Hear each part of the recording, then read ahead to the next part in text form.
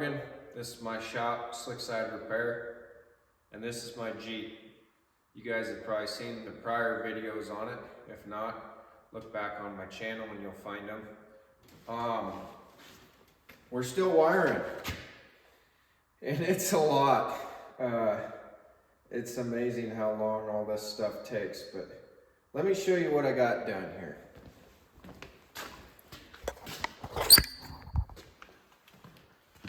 I went ahead and got those new lights installed down here. Like I said, they're very nice quality, but I did have one problem with them.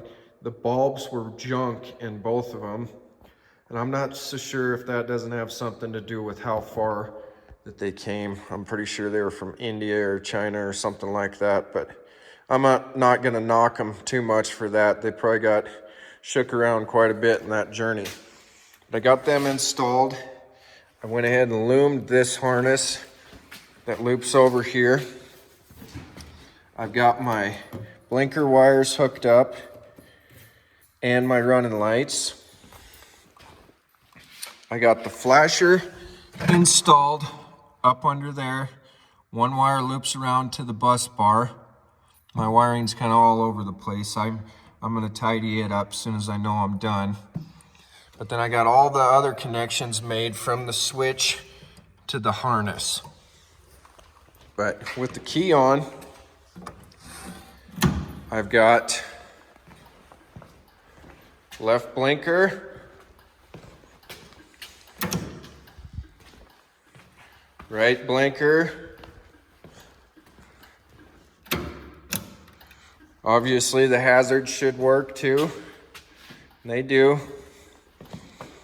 And if I pull this back one click to park lights, I've got both of those. So the front end is all done. I haven't done the tail lights yet, and I need to put this thing back on the lift because I've got a skid plate over here that needs to go back underneath it.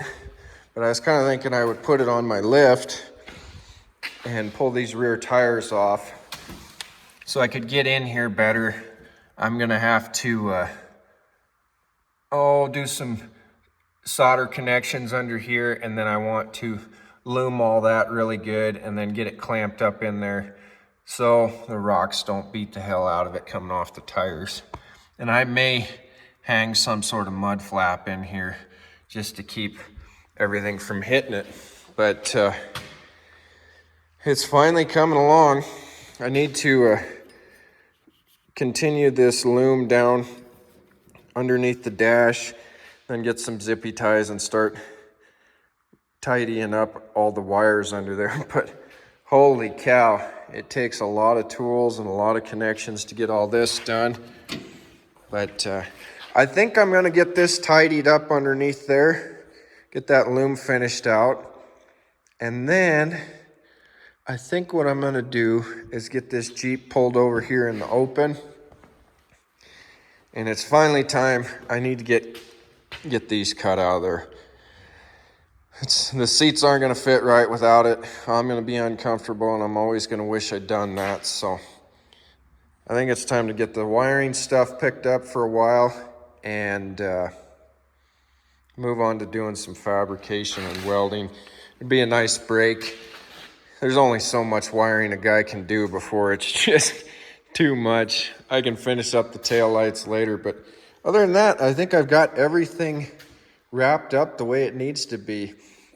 From laying under my dash, I got to looking at these pedals, and I was wondering if I got this one and this one swapped side to side. It hangs over more here on both sides, and the gas pedal is kind of behind this one. It's kind of hard to get your foot in there.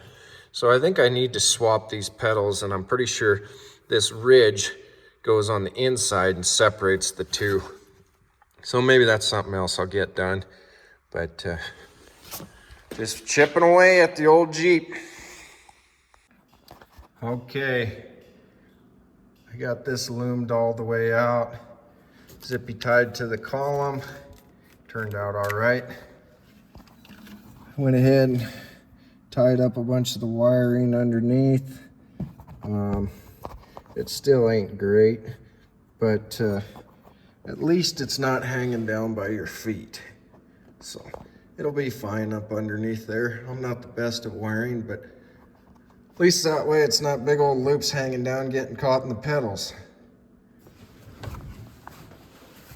Next, I guess I better pick up the rest of my stuff, get the Jeep moved over there where we can do some cutting and welding.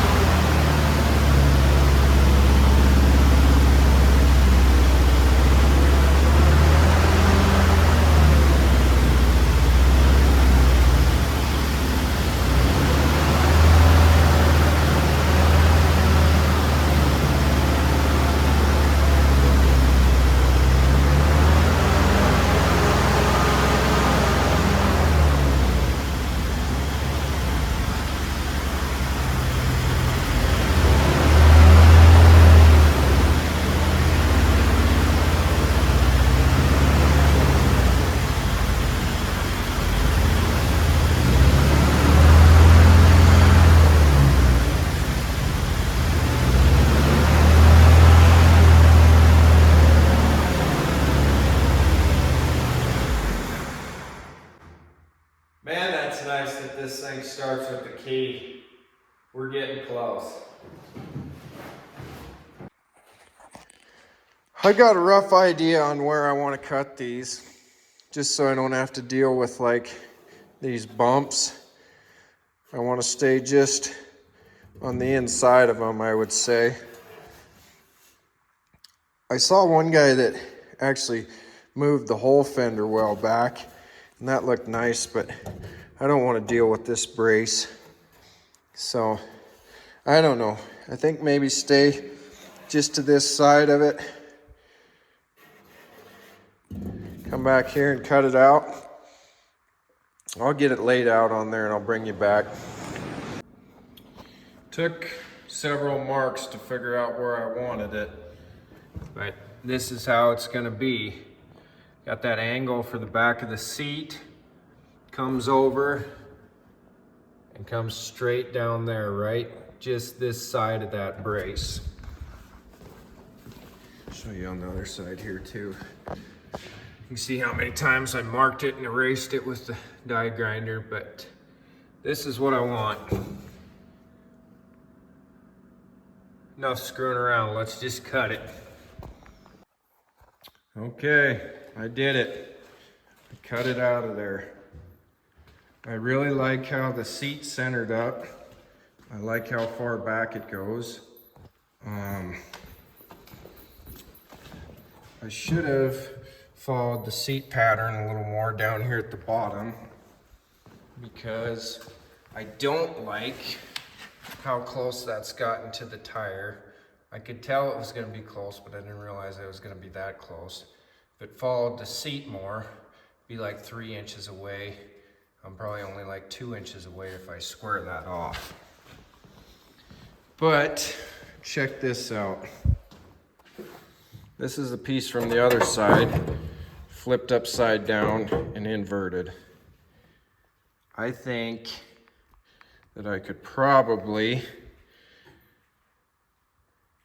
figure out how to cut this other side better and slide this whole deal back all the way over to here, and that would probably work the best. That's what I was trying to figure out on that side, but couldn't really wrap my mind around it. But it's only metal. I can fill it back in.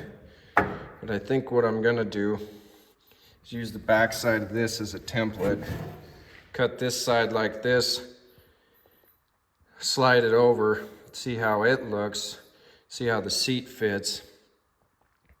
And then I'll probably have to patch in over here where I cut too much, but that's fairly normal for me. Always end up doing something at least a couple times, but that's gonna work nice. So this is fairly interesting. I've got that back corner jacked up quite a ways here, and it didn't get any closer. I'm sure it would if you hit like a big bump, but these springs are so stout that it really doesn't move that much. It will with weight in the back, but how much am I really gonna haul on the back of this thing? I ended up cutting this side out exactly the same, just because I figured it'd be easier to patch in both sides the same than go back and forth. But I've been playing around with this piece from this side, trying to decide if I like it in there. I had it set just like this pretty much. That edge lined up, that edge lined up. I'd have some trimming back here, and I could probably move this piece around to here and it would fit. But if I have it like that, I gain a little bit on the seat, but it's not a lot. It might be the fastest, easiest way to do it, but it's not a whole heck of a lot. So I'm gonna keep messing with it, try to decide which way I want to leave this. I did have the seat sitting in there like this, and I'm just a little bit close still. It isn't bad, but kind of feels like my knees are up under my armpits. So I'll keep messing with it. I decided to go with my original shape and just start all over with fresh steel. I've got some cardboard to make a template here. It's close, but not very close. I'm going to try to build this in one sheet, cut that angle out of there, and see if I can't fold that all up in one, and then last that will be in one sheet or one piece there. I've got some pretty thin sheet metal over here, cut it out of. So I guess that's the next step. We'll try to get it laid out on some sheet metal and cut it out and see if we can form it to fit. It turned out fairly good with that triangle cut out there for missing the tire. Should give it a lot more clearance than what I was originally planning. Should look a little bit better too. There's the first piece laid out. I'll lay it out on top of this next one to get this angle in here close. But we're gonna go ahead and rip that off of there with the cold cut saw. And then we'll clamp it on the bench and crease it here after I cut that piece out. Got the first piece bent, had to do it twice. Didn't end up quite in the right spot. But I'm gonna get it jammed down in here, and I'm gonna start tacking it up. It fits better than it looks like, I just can't do it with one hand. I'll get it tacked in and then I'll show you. And then we'll start cutting this other two pieces. Next piece, out of a little bit thinner piece of cardboard so it fits up nicer, easier to cut. Let's go ahead and get it traced out, cut out on a piece of sheet metal. Cut out, fit into place, fits pretty good. I'm gonna tack it in, then we'll cut out that last triangle.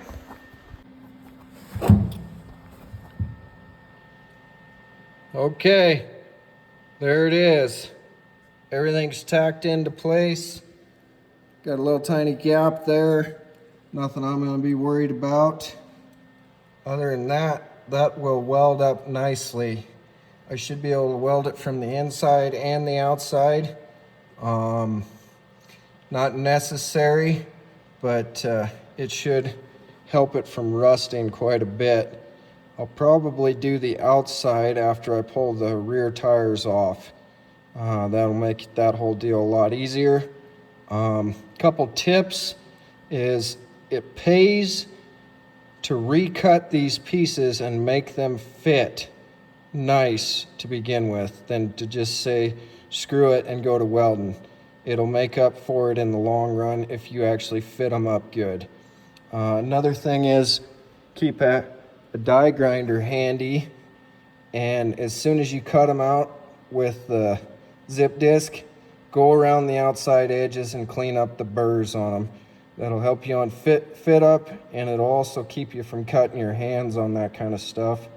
It's all very, very sharp. So I think I will probably go on and get this other side fitted before I worry about tacking this or welding this in the rest of the way.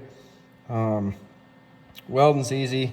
This stuff takes time, so it'd just be nice to get it out of the way. When this cools off a little bit, I'll set the seat back in here and show you guys how it fits. There it is, sat back in the hole. I think it fits in there nicely. Got a little bit of clearance back behind there the way it sits. Edie's excited to ride. You think I need to leave that hole so you can look out at the ground or what? It's gonna be a fun time. The old dog wagon. Another one all tacked in there. Looks good. I'm not real sure why I put this off as long as I did. It really didn't take that long. I probably only got about 3 hours into it, and that was with me being very indecisive at the beginning on how I should cut it. Just need to dive in and do it.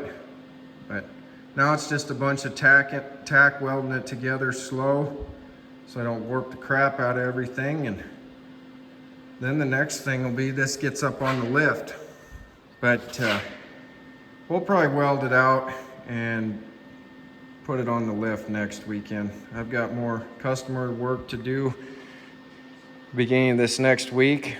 Gonna need the lift for that. So thanks for watching, guys. I really appreciate it, and I really appreciate when you hit the like button and subscribe to my channel. Helps me out a lot. So we'll see you guys on the next one. Passenger side all welded out. Driver's side still to do.